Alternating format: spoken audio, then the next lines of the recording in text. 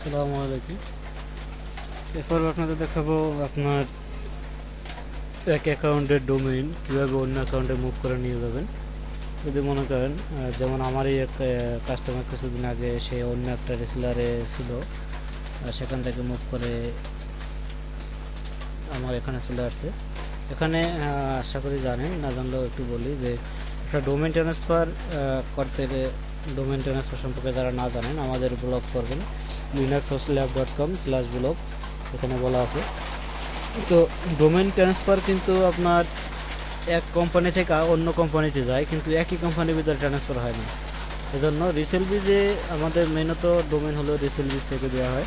তো resale বিজের domain আপনার আর কি, আমি রিসেল বিজের রিসেলার, আবার দেখা যায় যে আরও একজন আপনি যার কাছ থেকে ডোমেইন নিচ্ছেন সেও রিসেল বিজেরই রিসেলার। তো সেক্ষেত্রে আপনি যদি তার কাছ থেকে আমার কাছে ডোমেইন নিয়ে আসতে চান, সেক্ষেত্রে কিন্তু এখানে ট্রান্সফার অপশন কাজ করবে না, কারণ রিসেলার ভিন্ন বাট কোম্পানি কিন্তু এই জন্য এটা করতে হবে আপনাকে মুভ করে, অ্যাকাউন্টটা মুভ করে আমার রিসেলার নিয়ে আসতে পারেন। এটা কীভাবে করা যায় এটা দেখবো। তো প্রথমে আমার কাছে যদি আপনি আসতে চান কোনো কোম্পানি থেকে আর কি, কোনো রিসেলার থেকে, সেক্ষেত্রে আমার এখানে প্রথমে একটি আপনাকে অ্যাকাউন্ট করতে হবে। তাও মনে করেন এখন এই ডোমেনটি আমি মুভ করে অন্য একটা অ্যাকাউন্টে নিয়ে যাব। তো ডোমেনের উপরে ক্লিক করবেন, তারপরে ডোমেনের ইনফরমেশন আসবে। এখানে ডোমেন ইনফরমেশন আসলে এখানে আরও আপনার যে ডোমেন, যেমন এই ডোমেনটির যে এই ডোমেনটিতে প্রবেশ করার পরে দেখেন যে এখানে বলা আছে আপনার কাস্টমার আইডি, এবং এই কাস্টমার আইডি আছে, এবং আপনার এই ডোমেনের ইমেল আইডি আছে। তো এরকমের আপনি যে অ্যাকাউন্টে মুভ করে নিতে চান, মনে করেন আমার এখানে আসবেন, সেক্ষেত্রে আমার এখানে প্রথমে আপনাকে একটা অ্যাকাউন্ট করতে হবে। সেই অ্যাকাউন্টও আপনি এইভাবে একটা কাস্টমার আইডি পাবেন এবং ইমেল অ্যাড্রেস পাবেন। তো এই জন্য আপনাকে সেই কাস্টমার আইডি এবং ইমেল অ্যাড্রেসটি সংরক্ষণ করতে হবে। সংরক্ষণ করার পরে এখানে আপনি ডোমেনে মুভ সার্ভিস এখানে ক্লিক করবেন। ক্লিক করার পরে এখানে এই নিউ কাস্টমার আইডি, কোন কাস্টমারের কাছে চলে যাবে সেই কাস্টমার আইডি, এবারে সেই কাস্টমারের ইমেল নাম্বার, কোন সেই যে কাস্টমার কাছে যাবে। এবারে এখানে দেখেন যে আপনার দুটো অপশন আছে, use existing contracts of the domain name. এই অপশনটি যদি আপনি চান যে যে যে অ্যাকাউন্টেই যাক, এই ডোমেনটি যার অ্যাকাউন্টেই যাক, এখন বর্তমানে ডোমেনটি যার নাম রেজিস্ট্রেশন করা আছে সকল ইনফরমেশন তারটাই থাকবে, সেক্ষেত্রে এটাই থাকুক।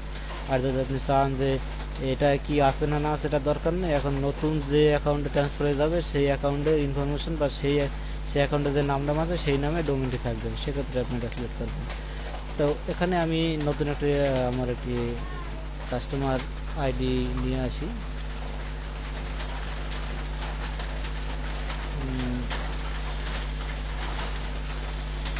আমি এই ডোমেনটির কাস্টমার আইডিতে পাঠাই দিই, এটা কপি করলাম। এবারে এখানে কাস্টমার আইডি দিলাম। খেয়াল রাখবেন যেন কোনো স্পেস না থাকে, স্পেস থাকলে সমস্যা হবে।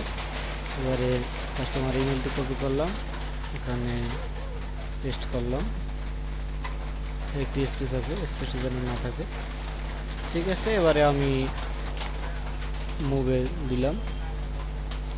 দেখুন এখানে বলা আছে যে আপনার নিউ কাস্টমার ডিটেলস হলো এরকম, আর আপনি কনফার্ম কিনা, বর্তমানে এটা এরকম ছিল। এখন আপনি যদি কনফার্ম মুভ দেন তাহলে চলে যাবে। আমি কনফার্ম মুভ দিই, সার্ভিস কনফার্ম সাকসেসফুলি। এবারে আমি যদি সেই ডোমেনটিতে যাই তাহলে দেখতে পাবেন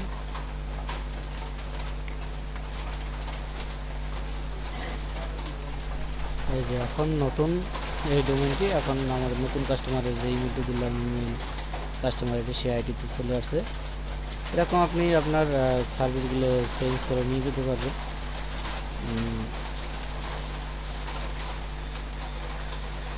ঠিক আছে, তাইলে এরকম ট্রান্সফার হওয়ার পরে আপনার হয়তো বা ইমেল ভেরিফিকেশন চাইতে পারে। যদি চায় তাহলে এই যে ইমেলে চলে আসছে সেই ইমেলের লিঙ্ক চলে যাবে, সেই লিঙ্ক ক্লিক করে ইমেল ভেরিফাই করবেন। যদি ইমেল ভেরিফাই চায় সেক্ষেত্রে আপনি এখানে ডোমেইনটা ওপেন করলে এখানে আপনি ইনফরমেশনে দেখতে পাবেন। সম্ভবত এখানে একটা মেসেজ থাকে যে ভেরিফাই ইমেল অ্যাড্রেস। ঠিক আছে, তাহলে ভালো থাকেন, আল্লাহ হাফেজ।